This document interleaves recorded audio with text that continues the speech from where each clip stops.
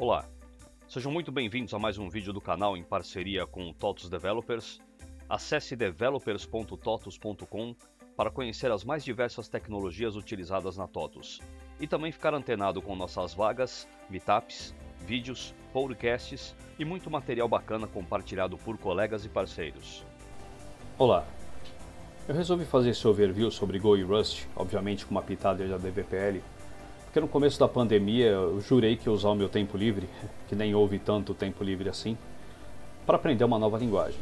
E eu resolvi aprender o Rust, que é uma linguagem espetacular. Acabou que eu tive tempo de aprender COBOL também, uma linguagem que eu há muito tempo tinha vontade de aprender. E na última semana eu gravei um podcast sobre Go, e eu me interessei bastante pela linguagem, foi daí que veio a ideia de fazer esse overview.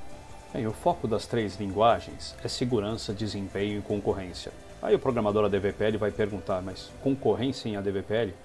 Enquanto você está cadastrando o seu cliente, fazendo seu cadastro de pedido, tem vários processos rodando em background. O TLPP e a DVPL, quando eu falar DVPL aqui, leiam TLPP porque eu vou me confundir com certeza. O TLPP ele é pré-compilado, ou seja, eu crio um código otimizado para depois jogar ele no repositório que é de onde ele vai ser executado. No caso do Go e do Rust, eles são compilados. Falando um pouco agora de paradigma, os três são concorrentes, que é, como eu comentei lá atrás, conseguem lidar com vários processos ao mesmo tempo. As três linguagens são imperativas, onde eu tenho uma sequência bem definida de passos para fazer uma ação. As três linguagens são estruturadas, onde eu consigo fazer a criação de subrotinas, como funções. O TLPP e o Rust são orientadas a objeto, apesar que, como eu vou mostrar para vocês, é possível fazer algo muito parecido usando struct em Go. E apenas o Rust tem o paradigma funcional. É um paradigma um pouco complicado, valeria um vídeo só para falar dele. E o paradigma funcional, ele basicamente se guia por funções matemáticas, onde eu evito estados e dados mutáveis. Bem, aqui no topo dos fontes, que eu vou disponibilizar para vocês, eu coloquei algumas informações úteis. Então eu vou começar aqui pelo Go e pelo Rust. Eu coloquei informação de como instalar e os playgrounds para vocês também poderem brincar com a linguagem. No caso do playground, vocês podem brincar sem instalar qualquer coisa nas máquinas de vocês. No caso do TLPP, a gente está estudando uma maneira, vamos tentar fazer isso até janeiro, de disponibilizar um ambiente server para que vocês possam estudar a linguagem apenas acessando uma URL. Aqui eu deixei alguns links que eu achei interessante, de algumas informações que me ajudaram a começar e com certeza também vão ajudar vocês. Falando um pouquinho de propósito, o propósito do TLPP obviamente é a manipulação e armazenamento de informações, e não podia ser diferente já que é uma linguagem voltada para RP. No caso do Go, ele é focado em produtividade e simplicidade, principalmente no back-end. E do Rust, ser uma linguagem de baixo nível, e aqui baixo nível a gente está falando no bom sentido, porque me permitiria inclusive escrever um sistema operacional nela. E ele tem um foco muito grande também em segurança de memória. Falando um pouquinho de garbage, o TLPP tem um garbage collector, até bastante eficiente, e você como desenvolvedor também pode ter acesso ao heap, criando através do método new e destruindo através do FreeOBJ. No caso do Go, ele tem um garbage também muito eficiente, mas o dev não tem qualquer controle, é totalmente controlado pela aplicação. No caso do Rust, ele não tem garbage collector, nem no stack nem no heap. O que ele tem é uma maneira de organizar em tempo de compilação, e faz isso muito bem, a maneira com a qual as variáveis vão ser criadas e vão ser destruídas. Inclusive, se você quiser entortar isso, você tem que colocar ele numa tag unsafe, de uma maneira que ele diz, cara, essa é a sua responsabilidade, eu não tenho qualquer controle e não vou fazer nada para te ajudar.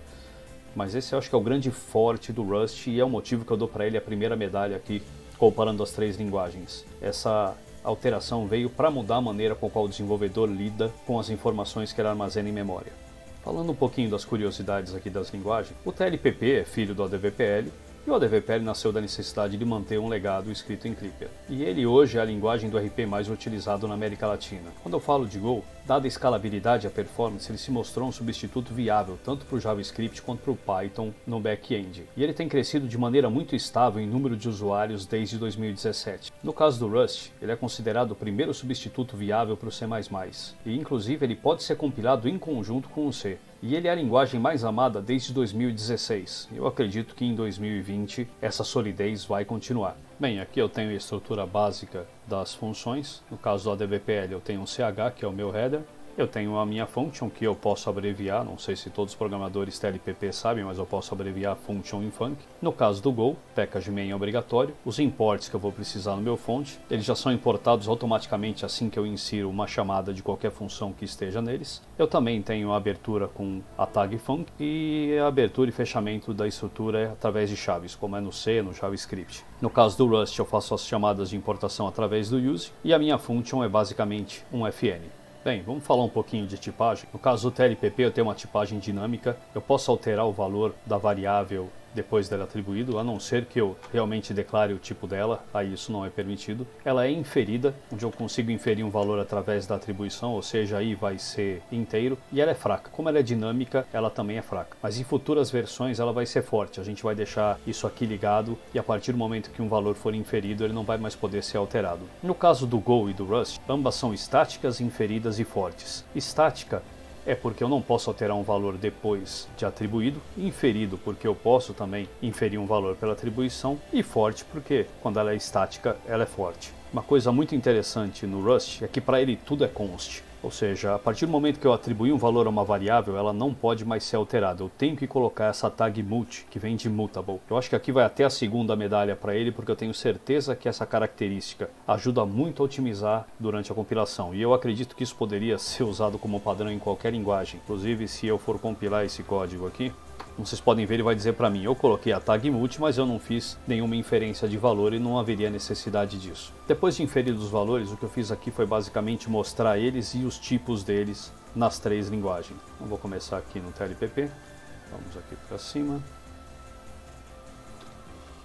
Para fazer a chamada no Go, eu dou um Go run, o nome do meu fonte. Para compilar é outro comando, mas assim você basicamente executa ele. E o Rust é 100% compilado, então eu tenho que chamar a função diretamente que eu compilei.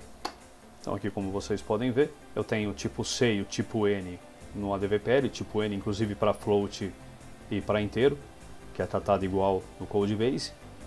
No caso do Go, eu tenho um tipo string, um inteiro e um float 64, que já foram atribuídos por inferência aqui. No caso do Rust, eu tenho o i comercial str, que é um slice, eu vou explicar um pouquinho mais para frente, e por inferência aqui, um int 32 e um float 64 para esses valores aqui.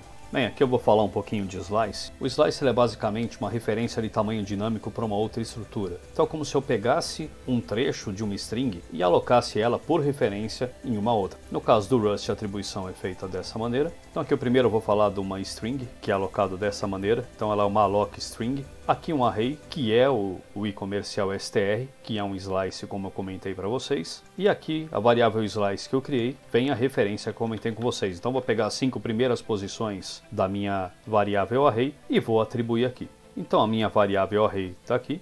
Então o Rust é da Mozilla e a minha variável slice são as 5 primeiras posições dela. Bem, eu tentei fazer a alteração desse valor por referência depois dele definido, mas eu não consegui. Existem até alguns exemplos na internet, mas nem eu nem os colegas que usaram eles conseguiram fazer. Então eu acredito que seja mais uma proteção do Rust para não deixar isso ser feito. Indo desse trecho no Go, eu faço basicamente a mesma coisa. Aqui eu criei uma string convencional, está aqui o tipo dela string, criei um array e aí eu criei um slice a partir da minha variável array. Então tem um array aqui, então o Golang é da Google e o slice dele as 5 primeiras posições.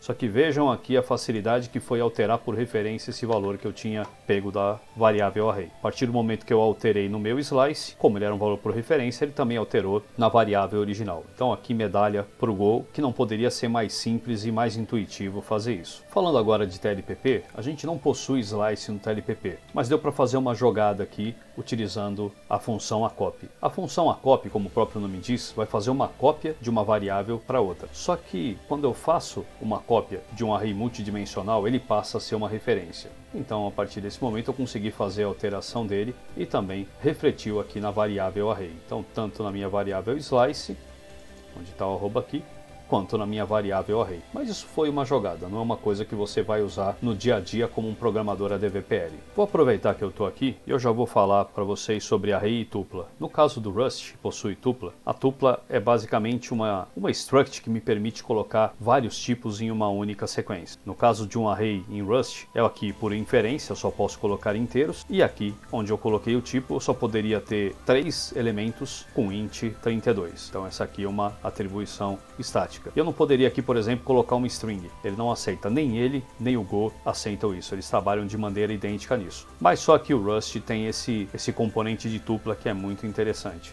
Para o caso do ADVPL é muito mais fácil, porque na verdade um array para o ADVPL e para o TLPP é na verdade uma tupla, porque eu posso inferir diferentes valores, inclusive um array dentro de outro array. E aqui apenas para fazer a atribuição inferida, é o convencional que a maior parte dos desenvolvedores fazem, e aqui uma atribuição estática, onde eu defini que eu vou ter 3 elementos para o meu array, e aqui na linha de baixo eu defini o valor para esses 3 elementos. Aqui eu basicamente equalizei as 3 linguagens. Como vocês vão ver aqui na Varinfo, eu tenho essas informações, aqui no caso do Go que eu não tenho tupla, e aqui no caso do Rust, os valores dos arrays e também das tuplas. Bem, agora eu vou falar um pouquinho de closure, que é basicamente uma função anônima que a gente está muito acostumado a ver aí em JavaScript, e é uma coisa aqui presente nas 3 linguagens. No caso aqui do Go, é muito parecido inclusive com o JavaScript, eu atribuo a uma variável uma função anônima e depois posso fazer a chamada dela.